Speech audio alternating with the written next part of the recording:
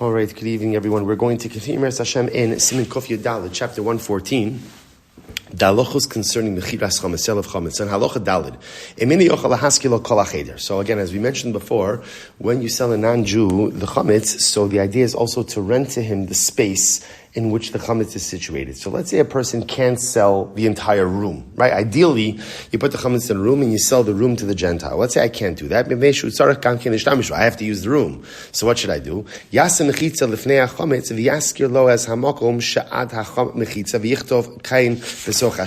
So what you should do is essentially put a mechitza, put a partition, partitioning off the Chametz from the rest of the room, and indicate in the document of sale the area of the room which you are selling. The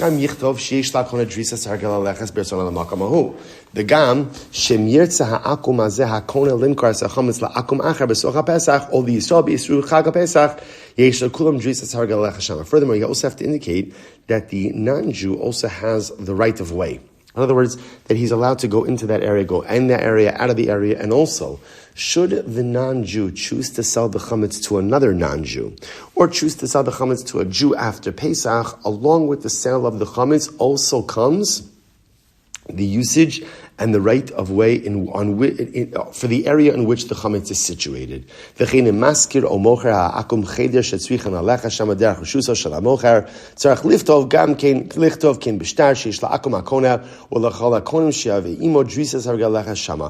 idea, by the way, that if, let's say, the non-Jew has a right of way, right? And therefore, halacha l'maisa, again, in order for him to access the chametz, you have to give him right of way. Now, the truth is, just so you understand, we include all of this in our documents, right? And as part of the sale, we indicate that we are selling the chametz, we're selling the area in which the chametz is situated, and it's understood that, of course, the non-Jew also has the right of way to be able to go ahead and access that chametz. Okay, halacha vav. Let me skip a little bit in this siman to really focus on the halachos that are a bit more pertinent.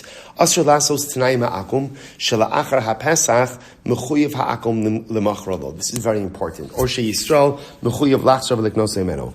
When selling the chametz to the non-Jew, you cannot do it with a condition. In other words, a condition that the non-Jew is obligated to sell the chametz back to me after Pesach, or with a condition that I, the Jew, am obligated to go ahead and purchase back the chametz.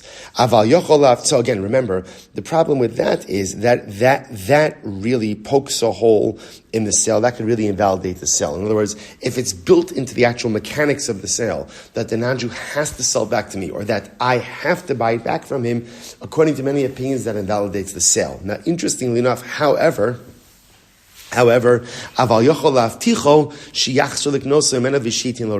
I can do is, I could promise the non-Jew that after Pesach, I am going to buy the chametz back from him, and not only that, he's going to make a profit. So this is very interesting, and this is important to understand.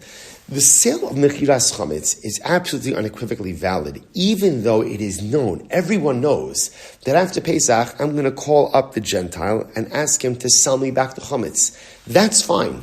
That's understood, and that's not a problem, as long as the condition is not baked into the sale. If the condition is part of the sale, then we have a problem. But if ultimately, again, the sale is a sale, but there's an understanding. In other words, a lot of times rabbis use the same person for Mechiras Chametz year after year. The person knows the drill. So that, just because the person knows what is going to happen, in no way undermines the effectiveness of the sale. Halacha Zayin.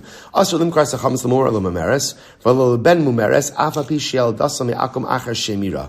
Ki le'inyan zeh dinam kimo Yisrael, v'havi le'chametzo she'yisrael shaval pesach da'asr bana. This is a very interesting halacha. You cannot sell the chametz to a Jew. Now, what does this mean? It also applies to a Jew who has become a heretic, or a Jew who is an atheist, or a Jew who has totally left Yiddishkeit, or for that matter, a Jewish woman who married a non-Jewish man and has a child with him. In these halachas, anyone who is halachically Jewish, even if they're absolutely, unfortunately, removed from any semblance of Judaic practice, they are considered to be Jewish, whether halachically they're Jewish, and therefore for these purposes, one would not be permitted to sell chametz to such an individual. Incredible. Okay, you know what? We'll stop over here for today, Mechiras Hashem, and we will pick up. We'll pick up with the rest of this siman in the next year. Shkayach, everyone.